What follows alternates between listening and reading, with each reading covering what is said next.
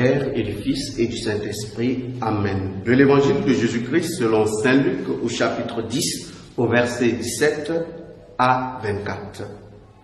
En ce temps-là, les 72 disciples que Jésus avait envoyés revinrent tous joyeux en disant: Seigneur, même les démons nous sont soumis en ton nom. Jésus leur dit: Je regardais Satan tomber du ciel comme l'éclair.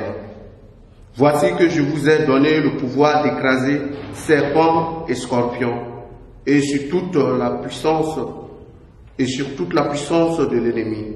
Absolument rien ne pourra vous nuire. Toutefois, ne vous réjouissez pas parce que les esprits vous sont soumis, mais réjouissez-vous parce que vos noms se trouvent inscrits dans les cieux. À l'heure même, Jésus exulta de joie sous l'action de l'Esprit Saint et il dit: Père, Seigneur du ciel et de la terre, je proclame ta louange. Ce que tu as caché aux sages et aux savants, tu l'as révélé aux tout-petits. Oui, Père, tu l'as voulu ainsi dans ta bienveillance. Tout m'a été remis par mon Père. Personne ne connaît qui est le Fils, sinon le Père. Et personne ne connaît qui est le Père, sinon le Fils, et celui à qui le Fils veut le révéler.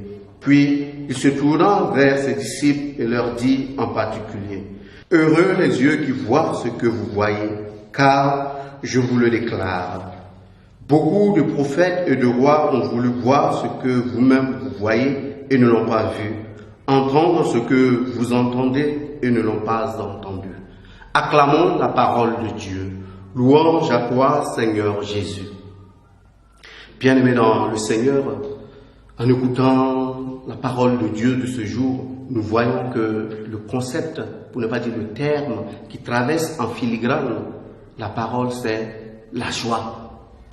Comment est-ce que nous nous réjouissons lorsque nous triomphons du mal, lorsque par l'action de Dieu, nous avons une victoire sur le mal?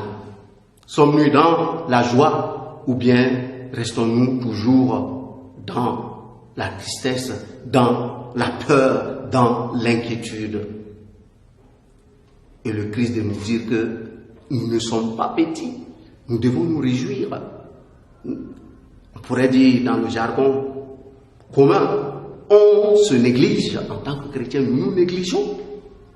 Parce que la parole de Dieu vient nous dire aujourd'hui que le Seigneur nous a donné tout pouvoir pour prendre le dessus sur les réalités du mal.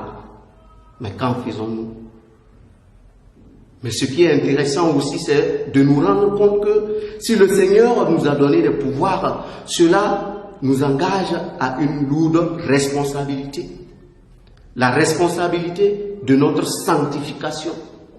Pour tout dire, la responsabilité qui nous engage pour notre propre salut. Et c'est dans ce sens-là que le Seigneur nous interpelle et attire notre attention. Ne soyons pas joyeux parce que nous accomplissons des miracles. Ne soyons pas joyeux parce que nous chassons des démons et nous guérissons des malades. C'est bien, mais cela n'est pas suffisant. Soyons joyeux parce que notre nom est écrit dans le ciel. Pour dire quoi? Pour dire que nous avons part à la vie éternelle. De par le pouvoir que le Seigneur nous donne, pour ne pas dire c'est le moyen que le Seigneur nous donne pour notre propre sanctification, pour notre propre glorification. Au cours de cette journée, nous allons demander au Seigneur qu'il fasse grandir en nous ce sentiment de joie. Ce sentiment de joie d'expérimenter sa présence dans notre vie, mais surtout ce sentiment de joie dans l'espérance que nous avons part au salut qu'il nous apporte. Loué soit Jésus-Christ.